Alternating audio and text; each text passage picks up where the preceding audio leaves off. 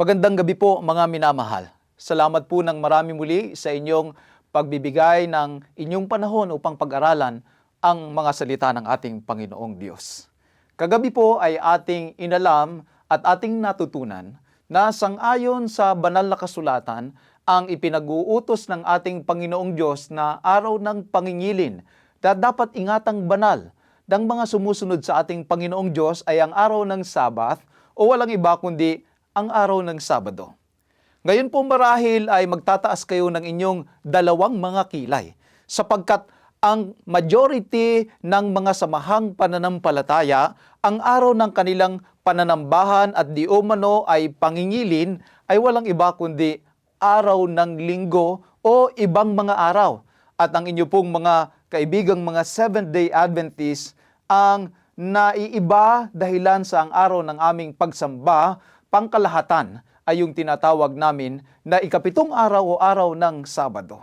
Hayaan niyo pong i-review ko pansumandali sa inyo ang mga batayan nito sa aklat ng Exodo Kapitulo 20, talatang 8 ay ang ikaapat na utos ay napakalinaw.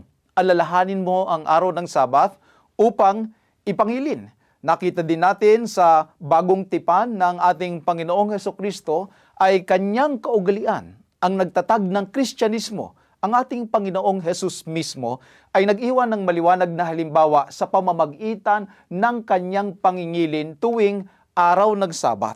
Nang ang ating Panginoong Hesukristo ay bumalik doon sa langit at naiwan ang kanyang mga alagad, maraming mga sitas at mga tala sa aklat ng mga gawa na makikita natin sa Gawa Kapitulo 13, Gawa Kapitulo 16 at Gawa Kapitulo 17 na ang mga apostol, ang kanilang mga ugali tuwing araw ng Sabat, sila ay nasa sinagoga. Ang katunayan sa ating pagwawakas kagabi ay nasumpungan natin na hanggang sa Isaias Kapitulo 66, talatang 22, sa bagong langit at bagong lupa, ang araw ng Sabat ay siya pa ring araw ng pagsamba ng mga maliligtas. Narito ang ating katibayan at katunayan mula sa paglalang sa aklat ng Heneses sa Heneses Kapitulo 2, talatang 2 at 3 hanggang ipag-utos ito ng maliwanag at isulat sa dalawang tapyas ng bato sa aklat ng Exodo at sa buong lumang tipan hanggang sa bagong tipan hanggang sa bagong langit at bagong lupa. Ang araw ng pagsamba ng mga maliligtas doon sa bagong langit at bagong lupa, sangayon sa Isaiah 66 talatang 22 at 23 ay walang iba kundi araw ng Sabat. Ngayon, napakaraming mga Kristiyano at mga sekta ng relihiyon at pananampalataya na ipinipilit na di umano wala na ang araw ng Sabat at ang araw na ng pananambahan ay yung araw ng linggo. Ang ilan sa kanilang mga dahilan ay ating titingnan kung legitimate at talaga namang may batayan sa banal na kasulatan. Una, ang sinasabi nila, ito daw araw ng Sabat ay itinalaga para lamang sa mga Israelita.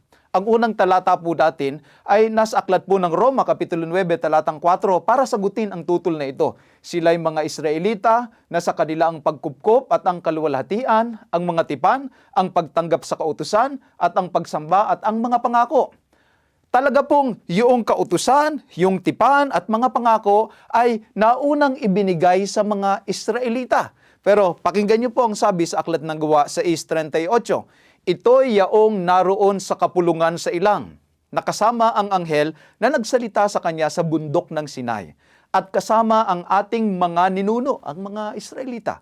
Tumanggap siya ng mga buhay na aral upang ibigay sa atin. Ito po ay si Esteban na nangangaral sa mga Hudyo at sa mga Hintil sa aklat ng Gawa Kapitulo 6 bago siya batuhin.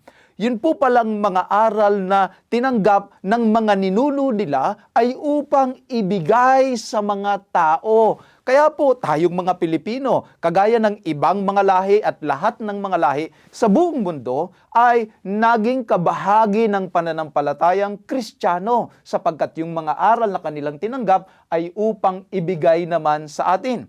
Isa pa po, sa aklat po ng Isaias, Kapitulo 56, talatang 2. Talaga po bang para lamang sa mga Israelita ang pangingilin at ang pag-uutos na mangilin ng araw ng Sabat? Pakinggan niyo po. Mapalad ang taong gumagawa nito. At ang anak ng tao na nanghahawak dito, na nangingili ng Sabat at hindi ito nilalapastangan at umiiwas sa paggawa ng anumang kasamaan. Ipapapansin ko po sa inyo ang malinaw na sinabi ng talata. Hindi po ninyo ito po pwedeng mapagkamalan.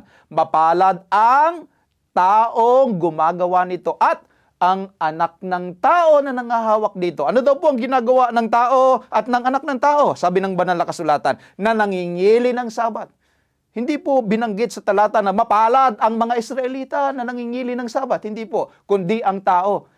Ang totoo po niyan ay klinaro ng ating Panginoong Hesukristo yan sa aklat po ng Marcos na ang Sabat ay ginawa para sa tao at di ang tao para sa Sabat.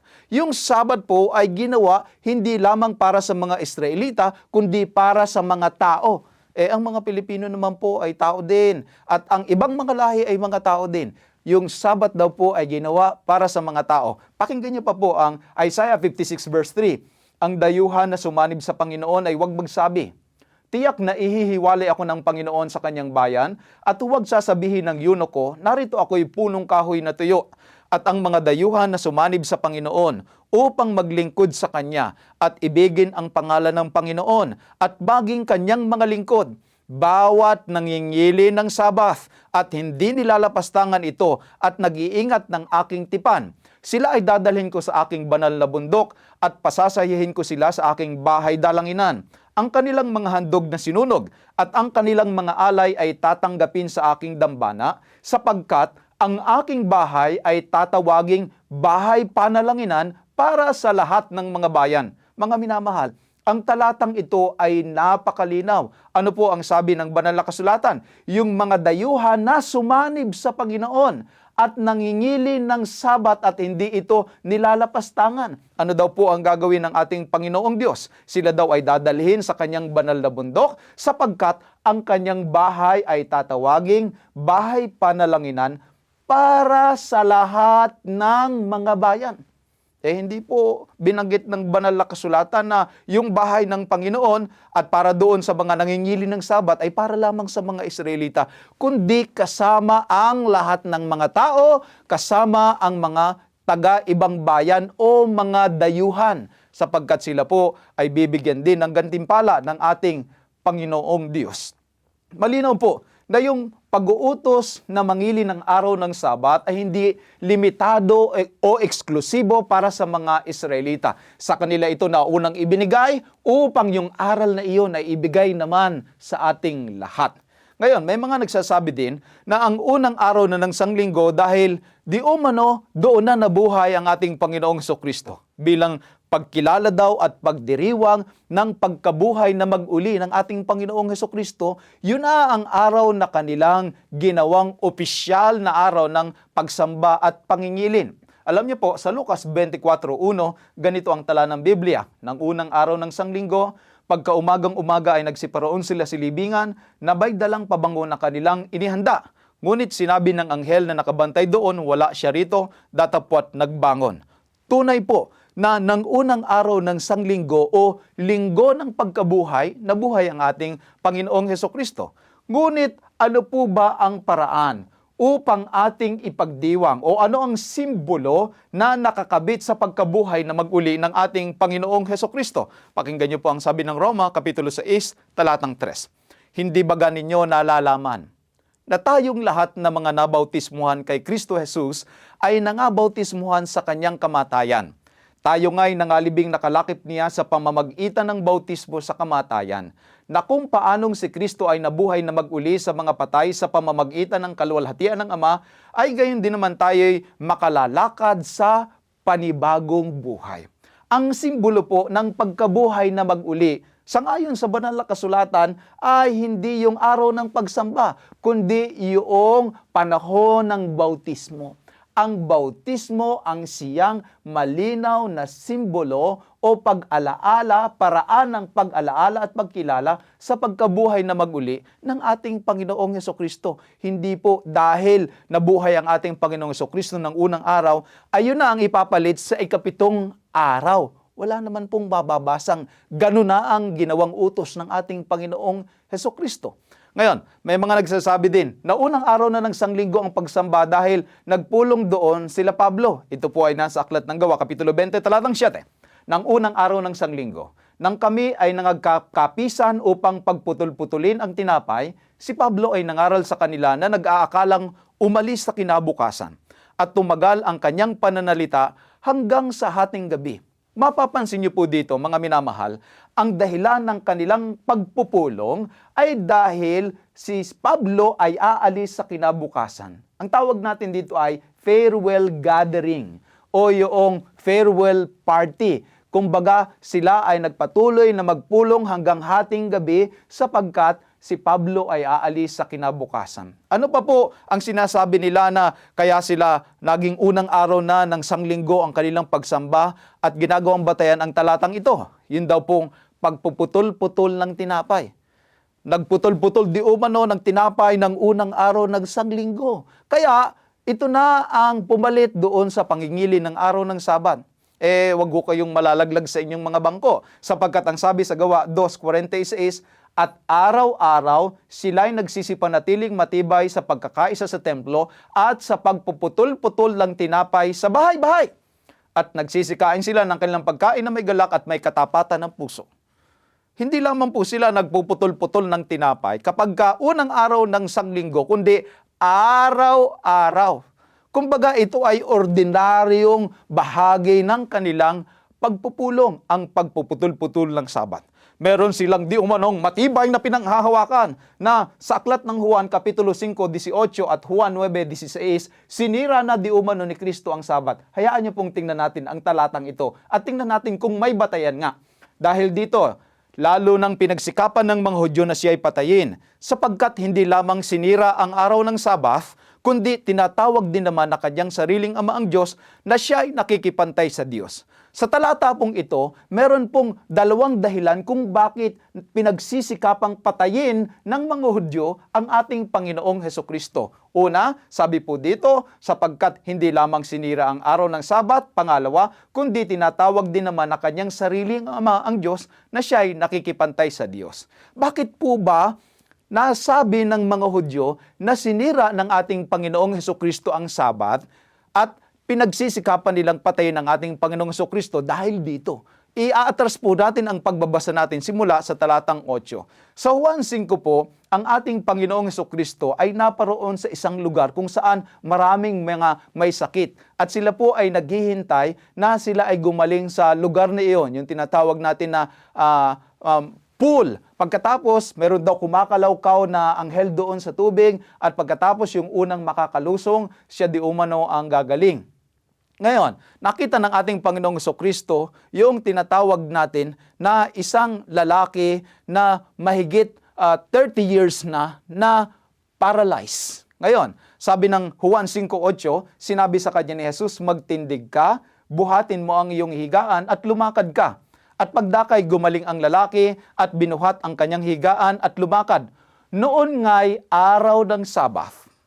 So makikita niyo po, ang ating Panginoong Hesukristo ay nag-utos doon sa paralitikong lalaki na siya ay tumindig, buhatin ang kanyang higaan at iniulat ng banal na kasulatan, ito ay araw ng Sabat. Sa talatang 10, kaya sinabi ng mga Hudyo sa kanya na pinagaling, ito'y araw ng Sabat at hindi matuwid na buhatin mo ang iyong higaan. Yun po palang mga Hudyo, ang kanilang paniniwala at aral, kapag kaaraw ng Sabat, hindi matuwid na buhatin ang iyong higaan.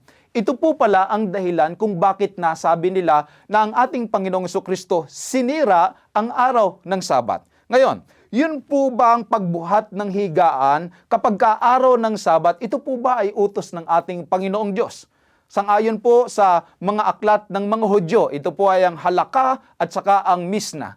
Yung Misna po ay mga sulat ng mga rabay o mga guro ng mga Hudyo kung saan meron po ditong 39 major categories at hundreds of subcategories ng mga gawain na pinagbabawal pag-araw ng Sabat. Ito ay mga gawain na related sa construction ng tabernacle sa wilderness at ito ay mga utos, may kinalaman kung paanong iingatang banal ang araw ng Sabat. Kasama po dito yung hindi nila pagpindot ng ilaw, ng switch ng ilaw, yung pagpindot ng switch ng leaf, o di kaya naman ay pagbubuhat ng anumang dalahin sapagkat ito di umano ay paglabag sa araw ng Sabat. Kasama po sa listahan na inilista ng mga Hudyo, hindi po ng ating Panginoong Diyos, yung pagbabawal ng pagbubuhat ng higaan. Kaya, nang sabihin po nila na sinisira ng ating Panginoong Jesucristo ang araw ng Sabat sa pag-uutos niya dun sa lalaki na buhatin ang kanyang higaan, sa kanilang isipan, sinira ng ating Panginoong Jesucristo ang araw ng Sabat. Ngunit, ang utos pong ito ay hindi po utos ng Diyos. Ito po ay utos at gawa-gawa lamang ng mga tao. Kaya nang sabihin lang sinira, ayon sa kanilang standard. Ayon sa kanilang sariling mga utos. Sa Juan 5:14, pakinggan niyo po kung talagang desididong magkasala ang ating Panginoong Jesucristo at talagang nilabag niya ang araw ng Sabat at gusto niyang magkasala yung taong pinabuhat niya ng higaan. 5:14, pagkatapos ay nasumpungan siya ni Jesus sa templo, yung pinagaling. At sa kanya sinabi, narito, ika'y gumaling na, huwag ka nang magkasala. Baka mangyari pa sa iyo ang lalong masama. Napansin niyo po mga minamahal na mga kaibigan, ang ating Panginoong Jesucristo, hindi siya lalabag sa kautusan. Yung kanyang ang pinagalingan, sabi niya, huwag ka nang magkasala. At ano po ang pagkakasala? Unang Juan, Kapitulo 3, talatang 4, ang kasalanan ay pagsalangsang sa kautusan. Po pwede bang kanina sumalangsang sa kautusan ng ating Panginoong Jesucristo, tapos ngayon sasabihin niya, huwag kang magkasala, di nagkaroon na siya ng inconsistency. Kaya po, hindi po tunay yung sinasabi nila na ang ating Panginoong Jesucristo ay sinira ang araw ng Sabat. Yung pagsasabi ng mga Hudyo na sinira niya ang araw ng Sabat, una, ito yung mga Hudyong gustong pumatay sa Kanya. Bakit ka maniniwala dun sa mga Hudyong gustong pumatay sa Kanya? Ang daming paniniwalaan, yung pang mga kaaway ng ating Panginoong Jesucristo. Kaya po kung kayo magre-relihiyon at gagamit kayo ng depensa, gagamit kayo ng argumento, huwag niyong gagamitin yung mga ginagamit na argumento ng mga kaaway ng ating Panginoong Jesucristo. Yung gustong pumatay sa Kanya, bakit dun ka papanig? Gusto mo din bang patayin ng ating Panginoong Jesucristo? Pangalawa, sabi nila, sinira nila ng ating Panginoong Jesucristo ang araw ng Sabat. Sinasabi din nila na ang ating Panginoong Diyos tinatawag na sariling ama ang Diyos na siya ay nakikipantay sa Diyos. Yun pong kanilang dalawang dahilang iyon upang patayin ng ating Panginoong Jesucristo ay pawang mga pagkakamali nila. Hindi nila matanggap na ang ating Panginoong Jesucristo ay talagang kapantay ng ating Panginoong Diyos. Hindi nila matanggap yon. At kanilang ibinibintang na sinira ng Panginoong Jesucristo ang araw ng Sabat. Yun pong gustong pumatay sa Panginoong Jesucristo. Ngayon, tanungin natin ang ating Panginoong Jesucristo, Panginoon, talaga po bang sinira na ninyo ang mga kautusan? 5:17 ng Mateo. Huwag ninyong isiping ako'y naparito upang sirain ang kautusan o ang mga propeta. Ako'y naparito hindi upang sirain, kundi upang ganapin. Napakalinaw po naman ito kaysa sa mga mas malinaw na tubig. Ito po mga minamahal ang sinasabi ng ating Panginoong Jesucristo. Mas maniwala po tayo sa Kanya, sa ating Panginoong Jesus mismo. Huwag doon sa mga gustong pumatay sa Kanya. Paniwalaan po natin ang ating Panginoong Jesucristo. Hindi po tayo magkakamali. Kaya nasabi ng Panginoon sa 7:13 ng Marcos, na niwawalang kabuluhan ang salita ng Diyos ng inyong salit-saling sabi na inyong itinuro at nagsisigawa kayo ng iba pang maraming bagay na kawangis nito. Yung mga Hudyo po ay gumawa ng sarili nilang mga turo tungkol doon sa utos ng Diyos. Ngayon, kaharap na nila ang Diyos. Nagpapanggap pa silang mas magaling kaysa sa Diyos. Pinaparatangan nila ang Diyos na yung Diyos ay nagkakamali. Pwede ho ba yun? Maliwanag po na ang nagkakamali ay ang mga Hudyong gusto siyang patayin. Ngunit ang ating Panginoong Jesucristo, hindi po siya nagkakamali. Maliban na lamang po na talagang sa samahang pananampalataya ninyo, kayo'y naniniwala na ang ating Panginoong Jesucristo ay nagkamali. Yan. Pero kung kayo naniniwala, kagaya ng sinasabi ni San Pedro sa unang Pedro Kapitulo 2, ng ating Panginoong Jesucristo ay walang ginawang kasalanan. At nakalagay din po yan sa aklat ng Hebreo Kapitulo 2, na siya ay walang kasalanan. Siya po, mga minamahal, ay hindi sumira ng araw ng Sabat, hindi po siya nagkamali. May isa pang talata silang ipinagmamalaki. Mababasa di umano na ang ating Panginoong Kristo hindi nangingil ng Sabat, mga minamahal. Pakinggan niyo po, 9:16 ng Juan. At tingnan po natin kung talagang tama sila. 9:16. Ang ilan nga sa mga Pariseo ay nangagsabi, ang taong ito ay hindi galing sa Diyos, sapagkat hindi nangingilin sa Sabat. Nakita mo na, Eka, mababasa natin, letter for letra, ang Panginoong Kristo ay hindi nangingilin sa Sabat.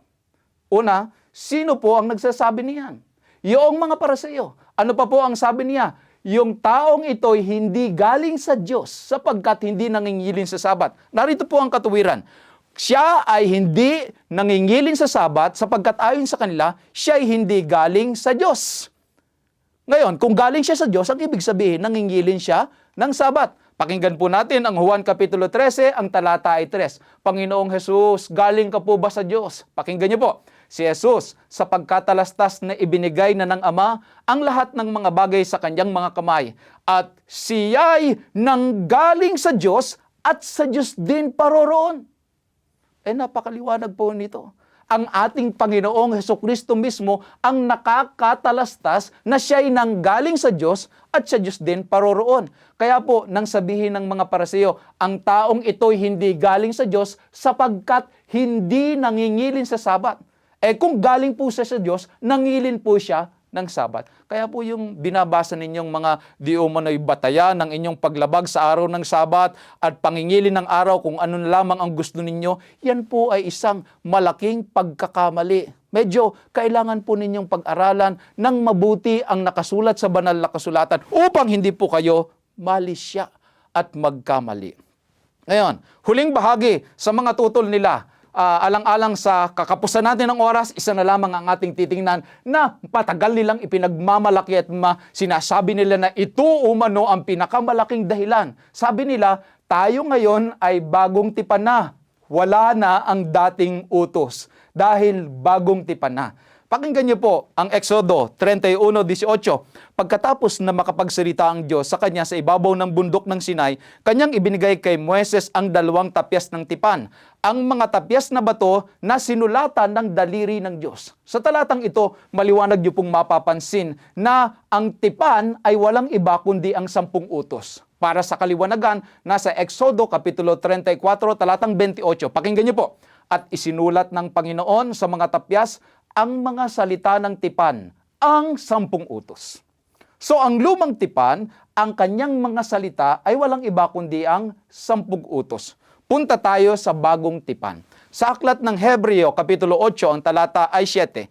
Sapagkat ang sabi ng Biblia, kung ang unang tipang yaon ay naging walang kakulangan, ay hindi na sana inihanap ng pangangailangan ang ikalawa. Yun po palang unang tipanan ay nagkaroon ng pangangailangan sapagkat merong kakulangan. Kaya kailangan daw ng ikalawa. Ngayon, yun po bang utos ang nagkaroon ng tinatawag nating kakulangan? Yung po bang utos, yung 10 utos po ba ang nagkaroon ng kakulangan? Pakinggan niyo po ang 8:8. Sapagkat sa pagkakita ng kakulangan sa kanila. Sino po yung kanila? Sa mga Israelita na lumabag sa utos, hindi naging tapat doon sa tipanan sa ating Panginoong Diyos. Ay sinabi niya, narito dumarating ang mga araw, sinasabi ng Panginoon na ako'y gagawa ng isang bagong pakikipagtipan sa sangbahayan ni Israel at sa sangbahayan ni Huda. Yan. Talatang 9, sapagkat sila ay hindi na natili sa aking tipan at akin silang pinabayaan, sinasabi ng Panginoon. So yung kakulangan po dito sa tipanang ito ay hindi doon sa utos o yung 10 utos na nakasulat sa 2 tapyas, kundi yung tinatawag nating mga Israelita na hindi na natili sa tipan ng ating Panginoong Diyos. Ngayon, ano po ang bago sa bagong tipan? Dahil maliwanag naman po sa mga talatang nabasa natin na kailangan ng ikalawang tipan o ng bagong tipan. Pakinggan niyo po ang bago sa bagong tipan. 9:4 ng Hebreo, na may isang gintong dambana ng kamangyan at kaba ng tipan. At ang paligid ay nakakalupkupan ng ginto na siyang kinaroroonan ng sisidlang ginto na may lamang mana at tungkod ni Aaron na namumulaklak at mga tapyas ng bato ng tipan. Nang ipasilip po kay San Pablo yung may kinalaman sa makalangit na tabernakulo o templo, naroon daw po yung kaba ng tinatawag nating tipan at naroon din yung mga tapyas ng bato ng tipan. Ngayon, ano ang bago sa bagong tipan? Pagdating ni Kristo na dakilang saserdote ng mabubuting bagay na darating sa pamamagitan ng lalong malaki at lalong sakdal na tabernakulo na hindi gawa ng mga kamay sa makatuwid bagay, hindi sa paglalang na ito. Meron daw pong bagong tabernakulo at ito ay hindi gawa ng kamay ng mga tao. Yung tabernakulo sa ilang ay gawa ng mga Israelita, pero sa bagong tipan, yung tabernakulo daw po ay nasa langit, lalong malaki at lalong sakdal na tabernakulo. Pangalawang bago sa bagong tipan, 9:12, at hindi rin naman sa pamamagitan ng dugo ng mga kambing at ng mga bulong baka, kundi sa pamamagitan ng kanyang sariling dugo. Noong pong lumang tipan o naunang tipan, ang ginagamit na panghain ay yung dugo ng mga baka o dugo ng mga tupa. Sa bagong tipan, ang dugo na daw po ng ating Panginoong Hesukristo ang siyang sakdal na hain. Hebreo 9:15, ano pa po ang bago sa bagong tipan? At dahil dito'y siya ang tagapamagitan ng isang bagong tipan, upang sa pamamagitan ng isang kamatayan na ukol sa ikatutubos ng mga pagsalangsang na nasa ilalim ng unang tipan, ang mga tinatawag ay magsipagtanggap ng pangako na manang walang hanggan. Pangalawa pa po dito na bago, dalawang bagay na bago dito sa 9:15 ay yung tinatawag natin na isang kamatayan na lamang. Dati po, araw-araw silang naghahandog doon sa tabernakulo, doon sa ilang, hanggang sa Jerusalem. Araw-araw silang naghahandog ng dugo ng mga hayop. Ngunit, dito po sa bagong tipan, isa na lamang daw pong kamatayan. Ito ay ang kamatayan ng ating Panginoong Hesukristo. Pangalawa, yun daw pong bagong tipan ay mas matibay ang kanyang pangako. Ito daw po ay ang manang walang hanggan. Dati ang pangako lang sa kanila ay ang promised land, yung sila ay masettled. Ngunit doon sa bagong tipan, yun na yung manang walang hanggan. Ano po ang mga bago? Bago ang tabernakulo, bago ang saserdote, bago ang hain, bago din ang paraan, isang beses na lamang, bago ang mga pangako, mas matibay, mas maganda. Yan ang bagong tipan sa pamamagitan ng ating Panginoong Hesukristo. Ngayon, nasaan na po yung utos? Yung utos po ba, binago din, tinanggal din. Basa, Hebreo Kapitulo 8, talatang 10, sapagkat ito ang pakikipagtipang aking gagawin sa sangbahayan ni Israel pagkatapos ng mga araw na iyon. Sinasabi ng Panginoon, ilalagay ko ang aking mga kautusan sa kanilang pag-iisip at sa kanilang mga puso'y aking isusulat ang mga ito. At ako'y magiging Diyos nila at sila'y magiging bayan ko. 2 beses pong binanggit yan sa bagong tipan. Pakinggan niyo po ang Hebreo 10:16. Ito ang tipang gagawin ko sa kanila. Pagkatapos ng mga araw na iyon, sabi ng Panginoon, ilalagay ko ang aking mga kautusan sa kanilang puso at isusulat ko rin naman sa kanilang mga pag-iisip. Ano po ang bago sa bagong tipan? Bago ang saserdote, bago ang alay, bago din po ang templo, bago ang mga pangako, bago din ang paraan, bago din po ang lugar na pagsusulatan ng kautusan. Saan na po? Hindi na po sa 2 tapyas ng bato, kundi sa puso ng bawat susunod sa ating Panginoong Hesukristo. Hindi po tinanggal ang utos. Binago po yung pinagsulatan ng utos. Ang bawat susunod na sa bagong tipan, nasa puso na nila ang utos, ang kalooban ng ating Panginoong Diyos. Nakita nila ang sakripisyong ginawa ng Panginoong Jesus doon sa krus, ang kabayaran ng kasalanan, ang kabayaran ng ating kamatayan. Tinubos tayo mula sa ating pagsalangsang sa kautusan nang ating makita ang malalim at marubdob na pag-ibig ng ating Panginoong Diyos. Ang kanyang utos ay atin ang minamahal, nasa atin ang mga puso. Alam ko po na hindi nakapag-aaring ganap ang kautusan. Ang nag-aaring ganap ay walang iba kundi ang ating Panginoong Hesukristo. Ngunit dahil minahal tayo ng gayon na lamang ng ating Panginoong Hesukristo, gusto din nating sundin ang kanyang kalooban. Dahil iniligtas niya tayo sa pamamagitan ng kanyang dugo, susunod naman tayo sa kanyang banal na kalooban. Babaguhin po ba ng ating Panginoong Diyos ang kanyang tipan na sinabi niya na kanyang ipinag-utos? Sa awit 89, talatang 34, Psalm 89:34, ang aking tipan ay hindi ko lalabagin, ni ang salita na lumabas sa aking mga labi ay aking babaguhin.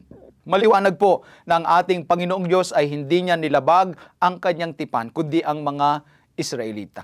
Ang kanyang mga utos ay kanyang hindi binago sa 2 tapyas na bato, kundi isinulat niya sa ating mga puso. Kung magkagayon, sa huling bahagi ng ating pagtalakay ngayong gabi, sino ang pasimuno ng pagpapalit? Kung walang batayan sa banal na kasulatan ang pangingilin ng ibang mga araw maliban sa araw ng Sabat o Sabado, sino ang pasimuno ng pagpapalit? Sa Daniel 7:25, may hula ang banal na kasulatan. May isang samahan na babangon na magbabadya ng mga salita laban sa kataas-taasan, lilipulin niya ang mga banal ng kataas-taasan at kanyang iisiping baguhin ang panahon at ang kautusan. Sa history of the Christian Church, na ang tinatawag natin na about 321 AD. So that's about 1,700 years ago.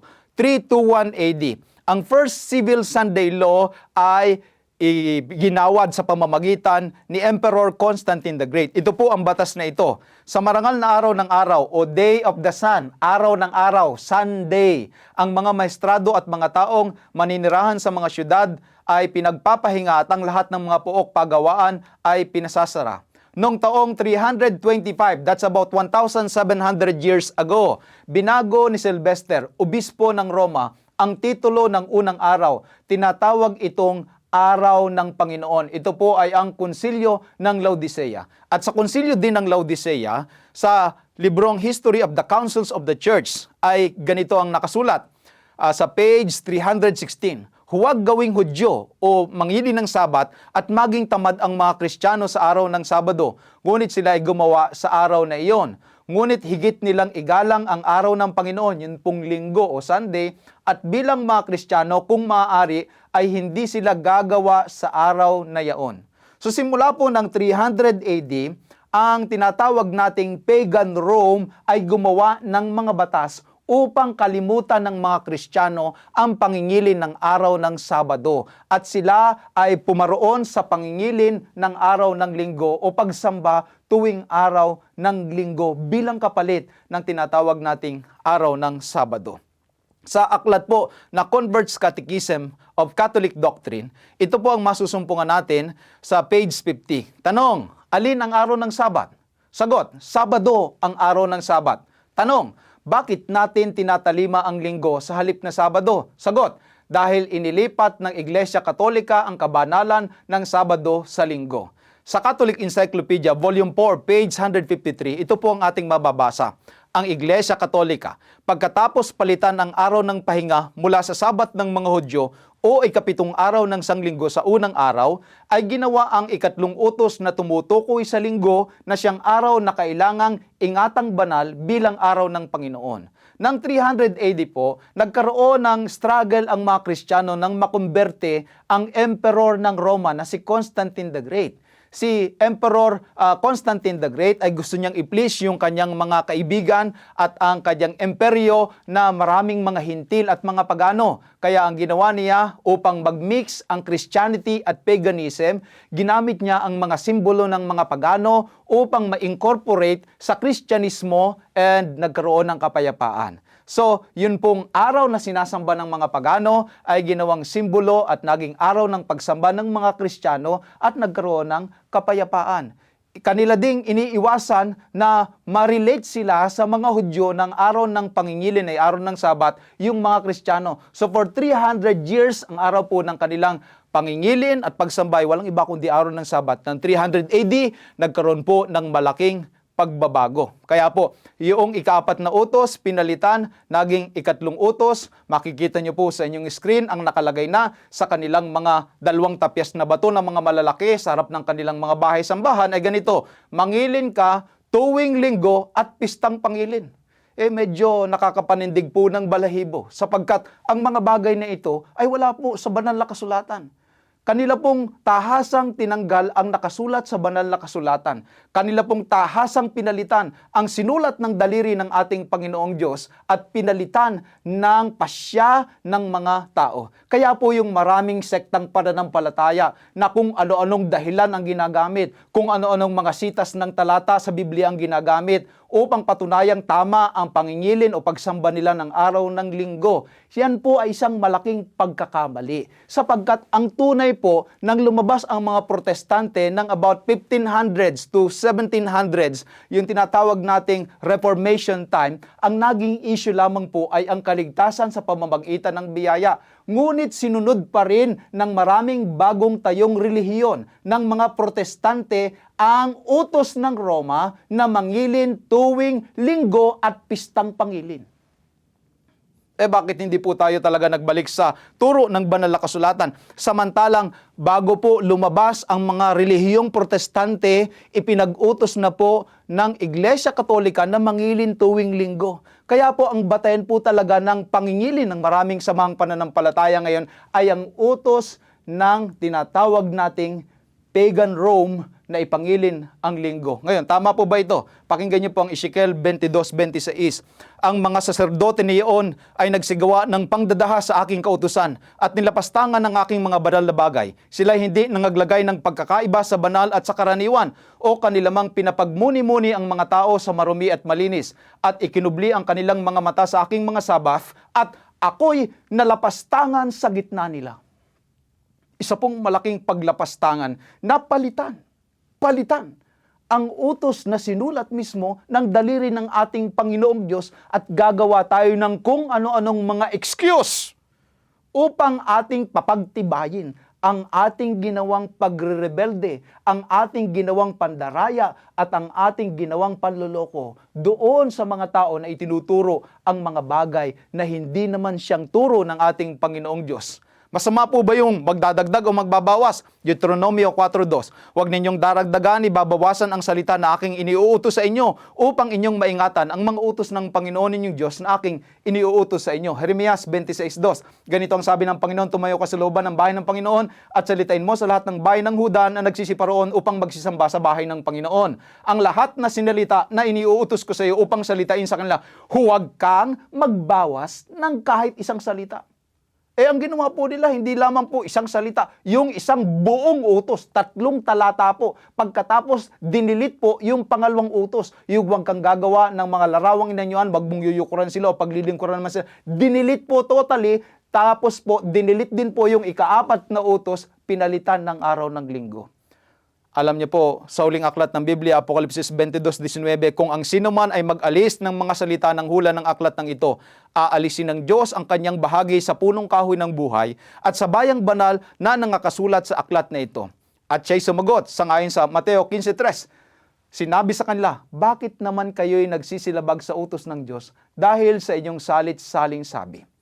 May kabuluhan po ba ang pagsamba ng mga tao kung ang sinusunod na lamang nila pala ay ang utos ng mga tao? Marcos 7:7. Walang kabuluhan ang pagsamba nila sa akin na nagtuturo ng kanilang pinakaaral ng mga utos ng mga tao. Maliwanag po ng pagsamba, pag-aaraw ng linggo at pagpapalit mula sa pangingilin ng araw ng Sabbath o Sabado ay isang bagay na utos na lamang ng mga tao. Nakakalungkot po mga minamahal na mga kaibigan kung ang ganong aral ang ating sinusunod o ginagawa sapagkat ang pagsamba ay nagiging walang kabuluhan. Pag sinabi ng mga tao, lahat naman ng relihiyon pare-parehas eka, lahat siya ay papunta ng langit, ay hindi po. Hindi po totoo yun. Pwede ho bang, sabi nila, magkakaiba lang eka naman yan ng dinaanan, pero iisa eka ang pupuntahan, subukan nyo nga kung talagang totoo yan. Magkakaiba kayo ng dinaanan. Iba-iba kayo ng pinaroonan, tas iisa ang inyong pupuntahan. Hindi po. Meron pong daan na tila matuwid sa tao. Ngunit ang dulo niyon ay mga daan ng kamatayan. Sadya pong may mga samahang relihiyon at pananampalataya, tahasang ng dadaya, tahasang ng loloko, tahasang nagre-rebelde, tahasang nagtuturo ng utos at turo na lamang ng mga tao at labag na sa kalooban ng ating Panginoong Diyos. Mga minamahal, ngayong gabi, nais ko pong manawagan sa bawat isa sa inyo. Kayo po na nagpapanukalang mas mabuting gawing modelo ang ating Panginoong Jesucristo. Mas mabuting gawing modelo ang mga apostol. Mas mabuting gawing modelo si Isaiah, si Jeremias, si Ezekiel. Mas mabuting gawing modelo sa pananampalataya natin si Moises, ang mga patriarka si Abraham. Mas mabuting gawing modelo ang mga apostol sa banal na kasulatan at ang mga tao sa banal na kasulatan and ultimately ang ating Panginoong Jesucristo. Kayo po ay inanyayahan kong sumunod sa kalooban ng ating Panginoong Diyos. Kayo po ay mas ligtas doon. Mas siguro po ang inyong pananampalataya. Hindi po kayo magkakamali kung ang ating susundan ay ang halimbawa mismo ng mga tao sa banal na kasulatan na mga tapat, lalong-lalo na ang ating Panginoong Hesukristo. Sa unang Juan Kapitulo 2, talatang 4, ang nagsasabing nakikilala ko siya at hindi tumutupad ng kanyang mga utos ay sinungaling at ang katotohanan ay wala sa kanya. Ngayong gabi, kayo po ay pipili ng isang mahalagang pagpili kung ang inyong susundan ay ang kalooban ng mga tao o ang kalooban ng ating Panginoong Diyos. Kayo po ay pipili kung susundan nyo ang ating Panginoong Jesucristo o kagaya ng sinasabi ng marami, Pastor, kasi di na kami nagising, di na kami lumaki, ang lolo ng lolo ng lolo ng lolo ng lolo ko, ganito na, dito na lang din kami, Pastor, wag nang sasama ang loob mo. Nasa sa inyo po yan. Ang akin pong bahagi, ipahayag sa inyong katotohanan kung gusto niya po talagang magpatuloy sa pagkakamali at sa hindi utos at turo ng ating Panginoong Diyos, nasa sa inyo po yan. Ngunit napakalaking panghihinayang. Napakalaking kawalan kapag ka po ang ating kaligtasan at tayo'y mapapahamak dahilan sa ating tuwiran at tahasang paglabag sa utos at kalooban ng ating Panginoong Diyos. Mga minamahal, si Jesus ay laging umaakay sa pagsunod. Si Jesus ang mabuting gawin nating mabuting halimbawa. Hayaan nyo na po kung dyan kayo nagising at sabihin ninyo, kung nagising naman kayo at nalaman nyong ito pala ay isang bagay na hindi nakabatay sa banal na kasulatan. Kayo po ay gumising at kayo po ay lumakad sang-ayon sa katotohanan sapagkat yung gising po talaga ginagawa ang mga bagay na tama. Ngayon kapag sinabi nyong diyan na kayo, ang buong pamilya nyo, diyan na namatay, diyan na nabuhay, sa napakaraming mga henerasyon, alam nyo po, mas mabuti na kayo ang magsimula ng tama kaysa magpatuloy ng isang pagkakamali. Kayo po ang mag-aakay sa mga taong kakilala ninyo, sa mga mahal nyo sa buhay, upang sila ay sumunod sa ating Panginoong Diyos. Sa mga huling araw, sa aklat ng Apokalipsis 14:12, nang ang ating Panginoong Jesucristo ay malapit nang dumating, inilarawan ang katangian ng mga banal. Sabi sa 14:12, narito ang pagtitiyaga ng mga banal, ng mga nagsisitupad ng mga utos ng Diyos, at ng pananampalataya kay Jesus. Opo mga minamahal, sa mga huling araw, importante ang pagtupad sa utos ng ating Panginoong Diyos dahil mahal natin siya. Unang Juan 5:3, sapagkat ito ang pag-ibig sa Diyos, na ating tuparin ang kanyang mga utos at ang kanyang mga utos ay hindi mabibigat. Mga minamahal, alam ko pong mahal niyo ang ating Panginoong Diyos. Alam ko pong mahal niyo si Jesus. Ang pag-ibig sa ating Panginoong Diyos bilang ganti sa kanyang pagliligtas sa atin, sa kanyang pagtubos sa atin, sa kanyang sakripisyo sa atin, bilang pagpaparangal sa kanyang banal na pangalan na tumawag sa atin mula sa kadiliman patungo sa kaliwanagan. Ito ang pag-ibig sa Diyos, sabi ni Juan, na ating tuparin ang kanyang mga utos. Iniaabot ng ating Panginoong Jesucristo ang kanyang mga kamay. Tatanggihan mo ba siya? Iyo bang patuloy na yayakapin ang kalooban at pasya ng mga tao? O iyong yayapusin ng mahigpit ang ating Panginoong Jesucristo at hindi mo siya papakawalan kasama ng mga katotohanang nakapaloob sa kanyang kadyusan at pagkatao upang tayo ay magmana ng buhay na walang hanggan at magkamit tayo ng tanging pag-asa. Mga minamahal, ang katotohanan, pag-asa at buhay na walang hanggan ay nasa ating Panginoong Jesucristo at sa kanyang mga salita. Sa kabila ng mga pandaraya, ang kanyang salita pa rin at halimbawa, makakasumpong tayo ng katotohanan at ng pag-asa sa buhay na walang hanggan.